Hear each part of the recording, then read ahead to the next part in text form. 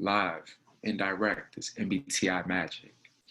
We're recording live, and today is going to be another fun day. We're doing core questions part 2.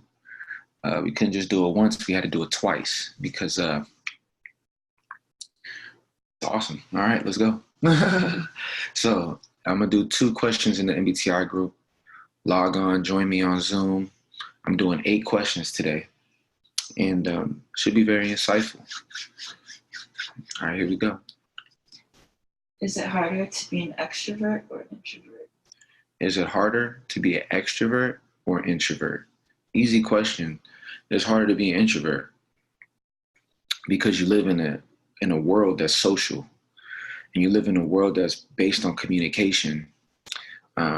Everything from work to school to learning. Like, in order to learn, you have to communicate. In order to know what's going on, you got to communicate.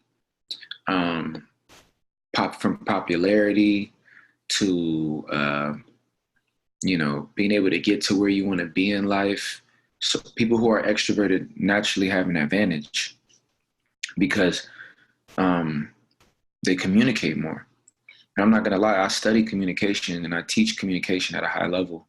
And one of the main mentors I study in the art of communication, one big thing he taught me is the person that exists the most in the world is the person who communicates the most. Because until you communicate, people don't know you exist. Prime example, if somebody got knocked out and was in a coma, but they're alive, but they can't communicate. It's almost as if they're dead. Like, if they're just there in a coma, their heart's beating, their body's there, they look the same, but they can't talk. They're not there. Now let's shift it and say there's somebody who is injured, is hurt, or they got in a bad situation, but when you talk to them, they're like, hey man, I'm fine. I'm gonna get through this. We're good. And you're like, what do you mean? You look so hurt. And nope, it's okay. Don't worry about me. I'm fine. I'm fine. Now, of course, you might not believe them, but if they carry this energy long enough, you won't feel so sorry for them after all. So you begin to realize that you exist as much as you communicate. And so people who are introverts, they communicate less. And so, yeah, it's more difficult, It's difficult for both, but way more for introverts. Alrighty, number 2. How can you use MBTI to unlock your potential? Oh, man. You use MBTI to unlock your potential because MBTI helps you understand, first and foremost, why you are the way you are relative to everybody. Number 2, you no longer feel alone. Like, let's say you're like an INTJ type. Even me as an ENFP or other types, like, it's easy to feel alone. And then when you understand MBTI, you realize that, as you grow up in life, people might critique you, like, why does he talk so much? Or why doesn't she talk so much? Why is she so quiet? Or why do you speak so fast? Or why are you always in your head? Why do you speak so slow? Or whatever. These things that would make us doubt ourselves or second guess ourselves or question ourselves. You don't do it no more, because once you know your personality type and someone says, why are you so quiet? You're like, it's because I'm an introvert. I know why I'm so quiet. You need to figure out why I'm so quiet. I know why I'm so quiet. Well, why are you always, do you have a BBC? She said it'll have a BBC, which means a big,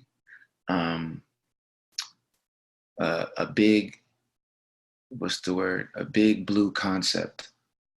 And I have a big blue concept, which is the idea of the sky. I'm so clever. Don't worry, I'll tell you what it is later. Anyways, keep going. Oh, no. So let me finish. Yeah, you are the only viewer, my friend. And that's why after I answer this question, I'm going to the ENFP group because it's popping over there. So enjoy me while you can, buddy, because I'm about to be done after this question. But thank you for your comments, my friend. So anyways, so long story short, MBTI helps you understand first and foremost why you are the way you are. So, helps you understand the way you are, and helps you understand why everyone else is the way they are. And most importantly, it allows you to embrace yourself and not doubt yourself, even when other people question you or doubt why you are the way you are. You look at them like, I'm being who I'm supposed to be. It's y'all that's confused. Y'all need to figure out what MBTI is so that y'all know what's going on. You know, it ain't my fault that I'm quiet. I'm supposed to be quiet. If I'm not quiet, I'm gonna be working against myself. So you need to figure out maybe why you ain't quiet. You know. So there we go. So join me in the live Zoom. I'm gonna answer 6 more questions from Quora. As you can tell already, they're super insightful. So just hop on the live Zoom, man. This stuff is free. Peace. All right, now, as I answer these next 6 questions, I'm going to now go to the awesome ENFP group with my own people. I'm going to join my people on ENFP, where I'm supposed to be.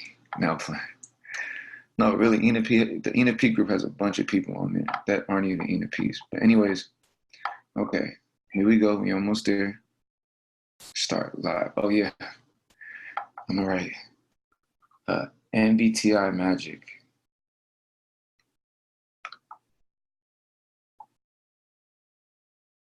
Answering Quora questions. Part 2. With like a little like star thing. All right. All right, cool. Ooh, I was about to drop this shit. Okay, we're okay. Alrighty, welcome ENFP group because y'all are lit, and I'm here. I answered 2 questions in the MBTI group. I'm live on Zoom, and we're doing MBTI magic. It's a new episode, and I'm gonna answer 6 more questions. Now, I'm not gonna lie, y'all gonna have to watch the recording because the first 2 questions were pretty fire. The answer for them. All right, now let's go. 6 questions. It's June, baby. Okay. So, for ENFPs, what things should you know about dating in ENFP? So things you should know about dating an ENFP. What are things you should know about dating an ENFP? First and foremost, ENFPs are, you got to understand that they have a lot of energy, and like, don't look down on that, or don't look at it like it's immature, or treat them like they're like goofy, or like childish for it, or like, okay, like calm down, like you don't need to do that, because that's just the way they are. Like, so you can have a dude like an ENFP can be a straight up like OG, but he just got energy. There's nothing you can do about that. It's just his psychology. Like, so don't let that energy make you take kindness for weakness. Number 1. Number 2, you got to respect an ENFP's brilliance in the relationship, because if you don't, they're not going to like that, because ENFPs, a lot of them are very smart, and you have there's different flavors to ENFPs. You have some ENFPs that are going to want to assert their intelligence. They're going to try to put on the facade, maybe be a little bit less goofy. And then you're going to have some that are just playful and just like airy and all that. So just respect the fact that, like, respect their knowledge. You can treat them as like an ENFP however you feel. Like, if you're a super rational dude or girl, whatever, obviously, you know, they're more feely oriented than you. But ENFPs they're actually some of the most unfeeling feelers, because they feel deeply, but that extroverted thinking is a 3rd function. So there is a lot of logic going on. So they feel, but it ain't like effy. Like, it isn't like extroverted feeling where like they're trying to connect with you. They just feel as they are and whatever. Another thing about dating an ENFP that you should know is that ENFPs are they are the most extroverted of introverts. So you gotta, first of all, realize that as much as they give you a lot of attention, you also gotta realize they need their space, and that they are gonna spend time with a lot of friends, with a lot of people, and you have to just accept that and embrace that, because if you don't embrace that aspect of them, you're just going to hurt yourself because that's a big part of their character. ENFPs are like the friend masters. They're always going to have friends. They have quality friendships. Hi, how are you doing, my friend? You see? So they have very positive, they build friendships and stuff, and you have to embrace that, especially if you're more of an introverted type. You might not get it. My parents say all the time, like, all these friends, like, they just don't get it because they don't study MBTI. But if you understand MBTI, oh, listen, my voice is too low. Thanks for letting me know. I'm going to get a mic very soon. So just bear with me. But yeah, for ENFPs, they have a lot of friends. Embrace that. Don't get jealous. It's just how they are. Actually love it, enjoy it, and then, and study it as their partner. You'll gain a lot of skills on how to have valuable friendships by studying the ENFP, because ENFPs are very good at that. They're naturally good at being really good friends. So, boom. All right, 5 questions. I'm gonna try to speak louder. Why do people often mistype themselves? Okay, so people often mistype themselves. Great question. Great question. I did a whole video on that on my YouTube page. God Johnny Speaks. Check it out. People mistype themselves because, first of all, you have a bunch of thinking dominant types. You also have a bunch of types that have feeling very low in their stack, right? So like, for example, there's this dude who's an INTP. Me and him have gone at it. I think in the ENFP group, I'm not going to call out the dude's name. Everybody's doing their thing in the MBTI world. But this dude, like, he's an INTP, and he tries to disprove MBTI as a legitimate science. And you can't, see, I expect that from an INTP because he can't tap into MBTI the same way that a person like an ENFP or a feeling dominant does it. If you don't have the feeling skills, like FI, introverted feeling, is designed to be like we get it because we feel the types. People who try to logicize the types, they're like looking at it, they're not in it. And if you can't be the type, because when I explain the types, I explain them as if I'm them. And of course, I'm not perfectly like them because each type is their own, but the way I explain it, I can go through it and imagine it.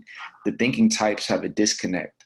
And when you understand sociology and communication and like MBTI, it's a sociological, communicative, psychological tool. You can't, if you're going to be more on the thinking side, then you might as well be like a brain surgeon or something. Like, you're trying to deal with the physicality of it or the external aspect of it. You have to feel it. And she said, this is great. Shout out to you, Adrian. That's my middle name, by the way. That's awesome. My guy, Kevin, what's going on, man? So this is big in the community. If you're going to do MBTI, I honestly suggest you, if you can, if you type yourself and you resonate with it, that's great. But find someone that's good at it. Get an MBTI practitioner or a teacher. It's MBTI is one of those weird things because in a lot of other sciences, we're willing to pay to get trained or to find out. But in MBTI, people think that they can figure it all out, and they discredit the power of a good MBTI teacher. Go get an MBTI reading or MBTI evaluation by somebody that knows the types, because there's so many people who are like, MBTI isn't legitimate. It's not legitimate because they're saying I'm an ESFJ, and that's not accurate. But it's like, bro, you're not an ESFJ. So you're trying to discredit MBTI because you don't resonate with the type, but you didn't even properly type yourself. So you're an ISTP reading an ESFJ profile because you answered the questions wrong yourself, because you don't really know yourself, like, to a degree. Like, I'll give you an example. They'll ask you a question. This is where MBTI gets tough. That's why you need somebody sometimes. You have to be very objective and honest with the questions. They'll ask you, like, are you more focused, or are you more distracted? Now, you might be somebody who's like, well, I don't think I'm distracted, because you see yourself in a positive light. Like, you don't really know how to look at yourself objectively. You like, well, I think I'm focused. I don't think I'm scatterbrained. So you answer that focused, versus someone being very honest with themselves. Like, okay, like I am focused, but my disposition is like scatterbrain. Boom. So to finalize all this up, so I'm not talking forever, because that's a really good topic. In touch with self is a great point. Absolutely, Sabrina. Absolutely. Like that's the key to typing yourself. That's why the people who know their type for real, they love MBTI, and then everybody else wants to talk trash. It's so annoying. But the key thing, you have to type yourself based on your disposition, like your default self. Like you when you were like 16, 17, 18, before you self-actualized, before you read a bunch of books and all that, how are you at your base level? And then that is your type. And then from there, you can evolve, you know? So people, that's another thing. The last thing I'll say is people type themselves based on how they are as a self-actualized 40-year-old versus how they were when they were an 18 or 20-year-old. Look at how you were, but like as your base self, and that's how you should type yourself. Boom. So there's 4 questions left, y'all, from Quora. If you got any questions at the end, let me know. All right, let's go. Okay. Let's go, Tammy. Why are INFPs hard to get to know? Okay, why are INFPs hard to get to know? Great question. I mean, first and foremost, INFPs are too cool for school, but they're such good-hearted people. But like their facade is too good. It's too cool for school because they have that introverted feeling first. So they really don't even have the motivation to want to get to know people.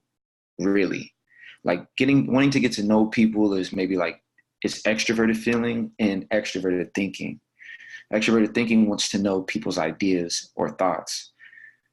Extroverted feeling wants to know people's feelings. INFP here, that's awesome. You know, so like INFPs, they do like to know about people, but it has to be in their environment, or it has to feel right. It has to like synchronize, but they're not going out of the way to do that because guess what? Their inner world is so rich, you know? Our tendency, exactly. Like, if anything, you want to get into INFP's world because you end up finding out they're a great friend. Like, you realize they have so much depth, so much wisdom. But since that extroverted thinking is 4th and their extroverted feeling is 5th, you know, so it's lower down the totem pole of going outwards to people. It's more so, especially with introverted sensing. Introverted feeling and introverted sensing brings them back to their feeling, and then they circle back to their environment and their friends. So if you have an ENFP in your life, you kind of have to naturally be in their circle and things need to happen. But with that extroverted thinking being low, because even me as an ENFP, I have an introverted feeling 2nd. And even me, I know ENFPs that might be out there, I don't even feel like really going out of my box. But my NE sometimes will make me hop in an idea. So it's like, all right. But for FI first, it's just their world is so rich. They can, if they do something creative, they can be doing that for hours, not even seeing people. So that's the reason why I'd have to say on that, you know. Okay. All right, 3, y'all. We down to 3.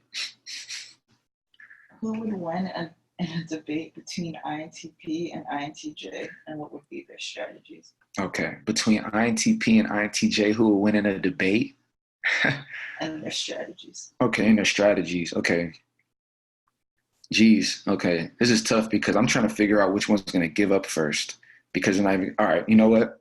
I think the INTP is going to win because they have that NESI loop, that extrovert, that loop where it's like they can keep throwing ideas at the INTJ, and the INTJ will give them this strong TE logical fact, and the INTP will just swirl right around that thing and give them more. And the INTJ is going to be like, but this is the fact. Like, I'm telling you, this is what it is. And the INTP is like, but what about this? And this is something. And the INTJ is starting to boil up like a freaking hot potato, and it's starting to turn red. And it's like, look, all right. And they're losing mad energy too, the INTJ. Their whole life force is draining away through each argument. And then finally, the INTJ is just going to give up. They're going to say one more thing. And the INTP is going to look at what the INTJ said. And the INTJ is going to say something brilliant. And the INTP is going to be like, they're going to look at that brilliance, and then they're going to treat that brilliance like it was not, like it was like it did not matter, and come with something else. And then the INTJ is going to realize they're wasting their time. And because the INTJ values efficiency more than anything, they're just going to leave. She said, I love this. No, this is very funny, actually. That was just hilarious just listening to that. That was very funny, but that's definitely what would happen. Either that or they both would just both get tired and not care about it. But if you get a motivated INTP, oh my gosh, just stay away from that guy. All right, cool. What's something most INFJs don't know about themselves? Okay, something most INFJs don't know about themselves. You know, INFJs don't know. INFJs don't know how cool they are. INFJs, they play like the role of Sabrina knows art. That's awesome. Yeah, so INFJs, they don't know how cool they are because INFJs, that introverted intuition, there's so much in their head, so much in their world. They don't realize like if they let loose a little bit, like all INFJs have a little side to themselves that they hold back. And if they realize just how cool they were and how cool people perceive them, they may be a little bit more free, like the INFP. Because I'm trying to explain it in an introverted way. Because I'm not going to expect the INFJ to be like an ENFP. But an INFJ could be like an INFP. Because one thing INFPs are good at is, as much as they are introverted, when they're having a good time and when they're comfortable, they can appear to be like an ENFP or any of the extroverted types. INFJs can have those moments, but it's not as natural as the INFP. They always kind of have a certain piece that they're holding back. So don't get me wrong, INFJs have a lot of fun. INFJ have intense eyes and make me feel heard and understood. But sometimes they get judgy and think they know how to fix things with me. Like they try to tell me what I need to do. LOL. Who you telling? My mom's the INFJ. Oh my gosh. I know. Absolutely. That's exactly what it's like. And that's where the INFP is more like, okay, I'll let you think what you think. INFJs have a hard time with that. If they let that go, they'd be much more fun than they already are, because they already are really fun. Yeah, they already are really fun. INFJs are awesome. I love INFJs, but all they got to do is just loosen up a little bit more. So that's what I'd say they don't know. And the reason why they should loosen up more is because they are so cool.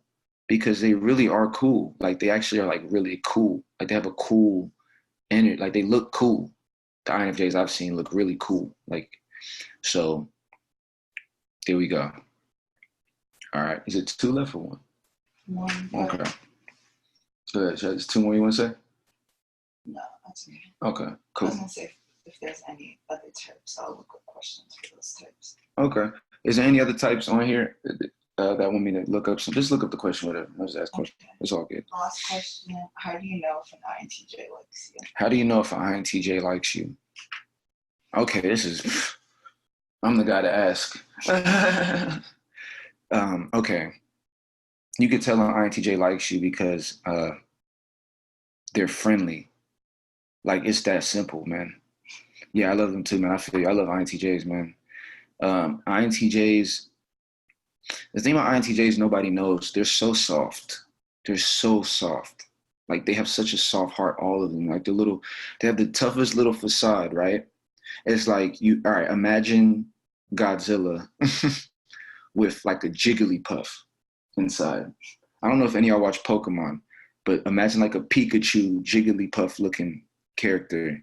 That's what lives inside every INTJ, a soft, nice character. Even if the guy is like what's the dude that's super rich that owns Tesla? He's an INTJ. And, you know, I look at him and I could just see the soft, nice guy in him. But like, unless you have like that FI awareness that like an ENFP or INFP has, all the other types, they look at the external more so. And like, if you're an extroverted feeler or like that, you look at an INTJ and you're like, I don't even know what to do with that. But you got to really know that they're really soft. They're really, really soft and have a big heart. And their whole game is more so about protecting their heart. That's the whole game of the INTJ. So if you want to attract them, you don't even have to look the most attractive. They're one of the types where you don't actually even have to be the coolest person at all. You just have to talk to them. And then if they befriend you, and you're attractive enough and you hang around, they're all about the path of least resistance. Whoever's around has a chance. So that's all you got to do. Pierce through their BS by just talking to them. Be friendly, be cool. The INTJ will eventually look past the facade because they do that anyways. They'll find out that they like you for who you are, and then they'll like you. So you could tell the INTJ likes you when they're just open to you. Also, when they kind of are like quiet and soft, like when they are, it's like a starstruck kind of energy, but they're not like starstruck, but they're like, oh, hey. But it's like an energy like I want you here, but I don't really know how to tell you that. It's like that. Like they don't really want you to leave. So as long as they don't want you to leave, if they're just sitting with you talking, oh my gosh, they love you. They love you if they're just sitting there with you. Now, in terms of keeping the INTJ, you're going to have to message me for that and pay me money or something, because that's a whole science on how to keep an INTJ in love, because, they love you, but then after a while, you already know the INTJ, man, they some cold killers in the love game, because once they don't love you, they just don't love you no more. So don't play with an INTJ, man. That's just all I can say about that. So now, as I am about to close out, any questions on here? Any questions on my Zoom? You already know, Sabrina. I hope if you know INTJs, I ain't lying. I ain't lying. Okay, any questions? I'm gonna give it like 30 seconds. I know people got stuff to do. I'm an INTJ. Okay, Sasha. So tell me if I'm right. Just give me like a thumbs up or thumbs down, or like shout out Sabrina. There you go. I'm happy you loved it. There's more on the way. I'm gonna post this live tomorrow in the groups so you guys can check it out. But yeah, Sasha know I'm right.